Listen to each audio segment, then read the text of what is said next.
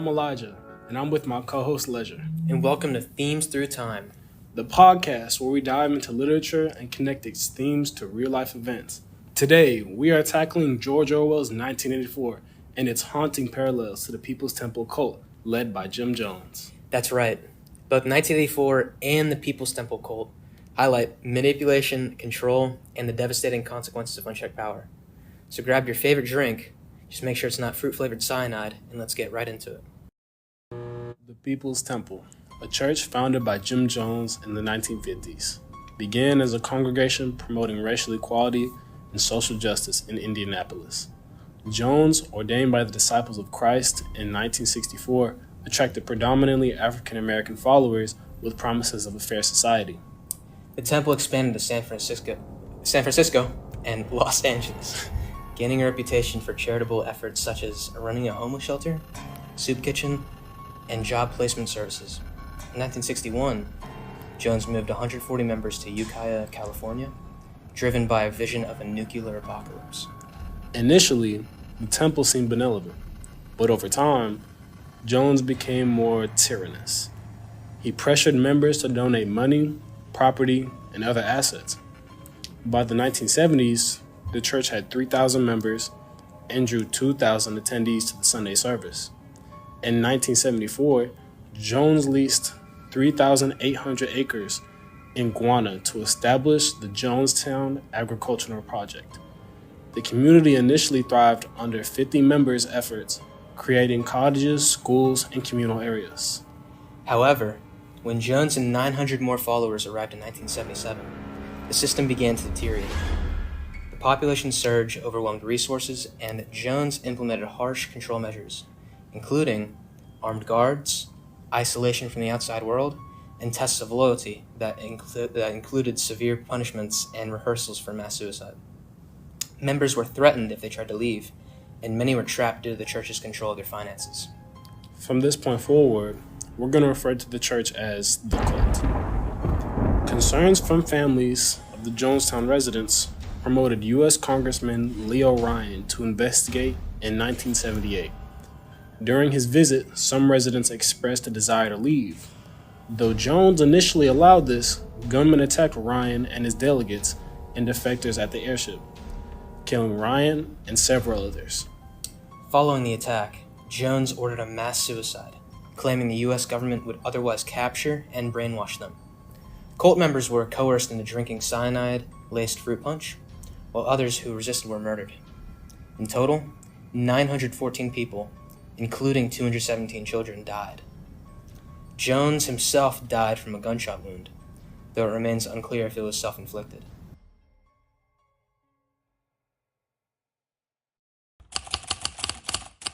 The Jonestown Massacre remains one of the largest mass deaths in modern history, a grim reminder of the dangers of cult manipulation and unchecked authoritarian power. Now that we've reviewed what the People's Temple is all about, let's go into the comparisons.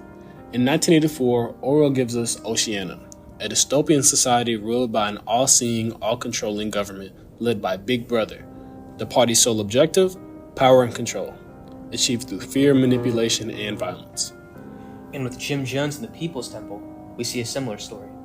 What started as a community advocating for racial equality and social justice morphed into a full-blown authoritarian cult.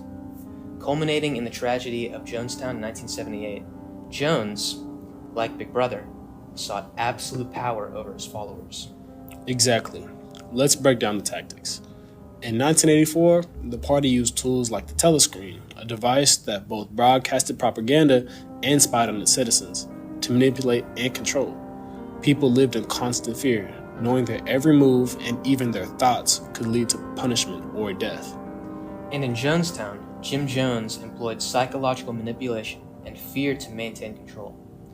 For example, he isolated his followers in the jungles of Guyana, cutting them off from the outside world.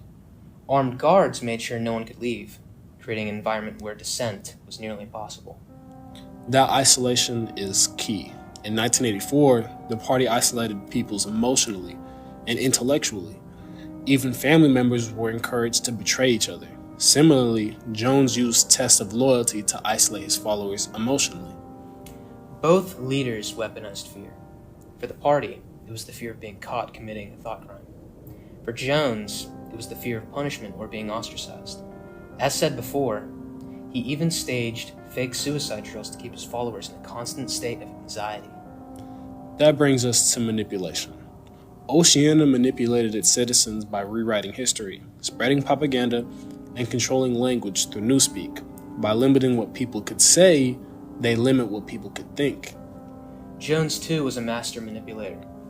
Early on, he gained trust by championing racial equality and providing services like food banks and job placement. But once he had his followers' loyalty, he exploited it, pressuring them to donate money, homes, and even their autonomy. A perfect example of reciprocity. Jones offered a sense of belonging and hope, but came at a steep price. It's eerily similar to how the party in 1984 promised safety and stability in exchange for complete obedience. And then there's the violence.